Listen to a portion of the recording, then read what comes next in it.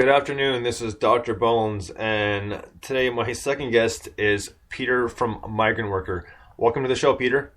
Thank you very much. How are you? Very well, thank you. How about yourself? I'm pretty good. It's a very cold night in England, but probably not as cold as Canada can be. Yeah, it's pretty cold here right now. The wind's kind of howling, and it's a good thing nobody can hear it because it's pretty strong. So, first and foremost, I was skimming over your bio, and it said that this was a studio project. That's correct. Now, go ahead. Sorry. Sorry. No, go ahead. Go on. No, go ahead. Well, I was going to say that Gary and I started playing together maybe 7 years ago, and we tried and tried and tried to find a band, and we could never really find the right people. So after that sort of fizzled out, we just decided, okay, let's just do it all ourselves. We play all the instruments ourselves, and I think in the world of music technology now, you don't necessarily need a band. You can overdub every single instrument if you need to, and that's exactly what we do. I mean, we drafted a friend of ours to play drums for us, but if he wasn't around, there's very good drum machines these days, so just go ahead and do it is my message. Oh, absolutely. I mean, you're right. There's umpteen programs out there, and you can get them, a lot of them on iPhone, and I have a few of them. So yeah, and just because it's fun to play with. But I was gonna ask, besides being a studio project, I mean, that's really interesting because it gives you more freedom to do a few more things. Because at this point, do you guys have any interest of carrying it out to being live, or is it going to be all in studio? Well, I kind of realise this sounds a bit silly considering the relative size difference between the UK and Canada, but Gary and I actually live on opposite ends of the country, which actually really only equates to about 250 miles away from each other. Oh, wow. So as a result, we do everything remotely. If we were to live nearby again, which we used to, yeah, I think we would probably look to try and get a band together. Because now it's been like 4 years since we've even tried to find a band.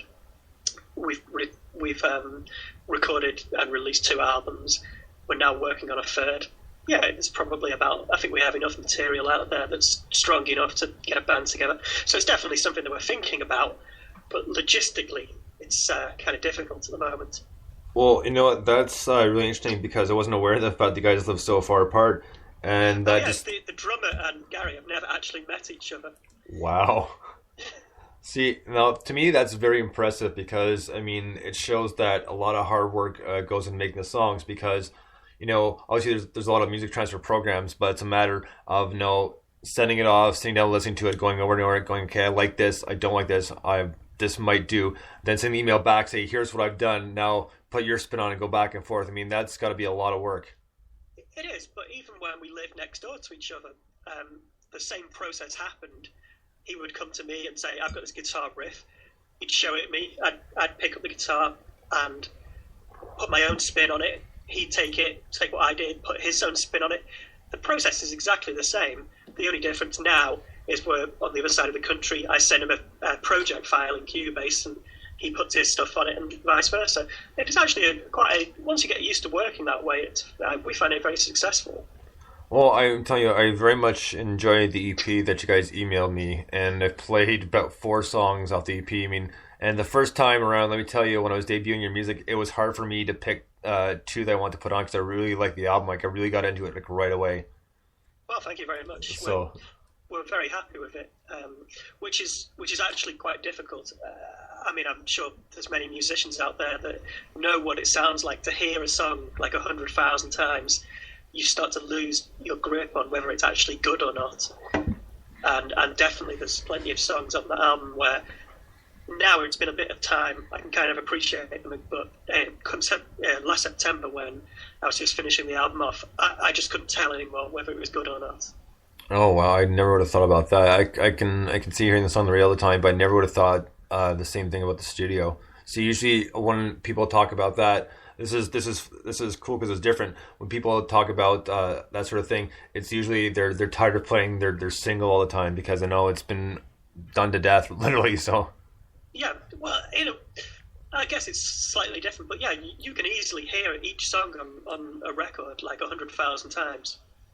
No, like Because it's just so you really have to stay focused on kind of convincing yourself that what you're doing has value, and just focusing on the things that you know you need to fix in any song. But yeah, one of the reasons this record took 18 months is because 3 times I took a month off to just get some perspective.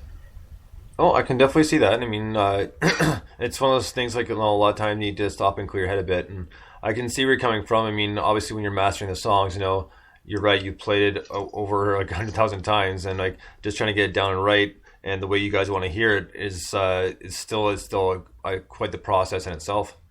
Absolutely, but the one thing I forget when I'm working on songs, but I realise later on is the tiny details that I fixate on. No one will hear, no more than when I hear another band. I will not hear the bum notes here and there. I just won't hear it. But when I'm working on my own music, I hear everything, and I'm sure that's the same for everybody who makes music. Well, yeah, because when you're trying to fix it and make it the way you want, I mean, you kind of have to hear everything, just because otherwise, like, it's kind of the process is only half done. Yeah, but even so, like there are just a couple of moments on this album where they grate on me still. I try to forget about it. There's just every now and again I can just hear just a little. There's like a guitar solo in one song, and I can just hear timing problems, just tiny little timing problems, and I cringe. Oh, really? That's life being a perfectionist, which I think is better to sort of be like that than kind of have a very haphazard approach. Oh no, there's absolutely nothing wrong with that. There's a lot of musicians who are like that, like big and small, but it's good they are like that because the music that's come out has been fantastic. So no, well, I really like the fact that I think you sort of have to accept these days that there isn't, for most people, there's not really a career in being a musician. Certainly not for myself. I have a day job, but through podcasting, through music technology, the ability to make and produce music and distribute music is at everybody's fingertips, which means there's an awful lot of independent music out there that perhaps didn't exist in the same way 20 years ago, and some of it is fantastic, some of it is absolutely brilliant, and I really enjoy looking for it. Oh, very true, and I'm the same way. I mean, over the past almost year and a half now, it's been it's been incredible the amount of music I've found and been able to put on the show and interview the bands, because this is exciting for me, because constant new stuff. I mean, you can't go wrong. It's like it's like going shopping at the CD store, and picking up all your favorite CDs. Exactly. Before this year, I listened to a lot of vinyl at home. I like a lot of music from the 1970s, and I'd almost convinced myself that no one was producing any good music anymore. And this year I really started listening to music podcasts a lot, and I've been buying CDs whenever I have the money again, and I've not bought newly released music in quite a number of years. Well, so it's just... Sorry, go on. No, finish up. I'm sorry. Oh, no, I really had... Okay. I was just saying, the mention of vinyl. Vinyl is coming back in a big way. A lot more bands trying to put stuff on vinyl again, and it is nice. And for myself personally, I have bought a few new CDs over the past like 3 or 4 years on their release dates, but there's just two certain bands. The ones like where there wasn't any real rush for. It's like didn't want it that much. But I'll admit I did buy some popular music, but this is still kind of unique enough that even though they got a huge following, they're still cool. At least I think they are. Yeah. So. Well, I mean, I think people are a little bit too precious about music. I like pop music just as much as I like jazz, as much as I like heavy metal. It's all good. Well, it's nice to have a variety of likes. I mean, that's why like this show's been a lot of fun, because like, I mean, I've jumped around quite a bit, from like flat out pop, like indie rock, dubstep. I mean, like, I'm kind of exploring most of the options. There's a few that I won't do just because like I've tried before and I can't get into the country. I just can't do it. I've tried, I can't do it. I I actually played in a country band. Did you really? So I certainly did. It was more folky side of country, but right. for several years I played bass in a folk band, folky country band. Well, see, I like folk. It just country, just one of those things. I mean, like I respect a lot of the artists. I just not a big fan of the music. I'll put it that way. Yeah, I can So, get that. and that's one of those things. I have a lot of respect for a lot of artists out there, but I don't necessarily like their music. Just more respect them as the talent they have and what they've done and that sort of thing. So, Yeah, yeah. but we'll skip over that. Enough about what I think.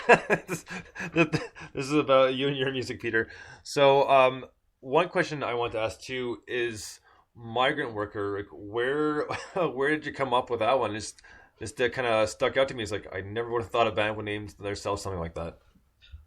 It's. Are you familiar with an artist called J.J. Cale? Unfortunately, I'm not. Definitely somebody to look up.